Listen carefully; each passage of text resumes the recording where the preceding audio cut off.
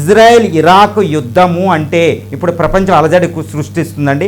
ఇప్పుడు ఇజ్రాయెల్ ఈ 5th డేని ఏంటంటే కొన్ని వందల యుద్ధ విమానాలతో F-16 F-35 యుద్ధ విమానాలతో ఇరాన్లో 1/3 వంతు ఎయిర్ డిఫెన్స్ సిస్టమ్ని నేను నాశనం చేశాను. బేవర్ అనే ఆయుధ వ్యవస్థని నేను నాశనం చేసేసాను.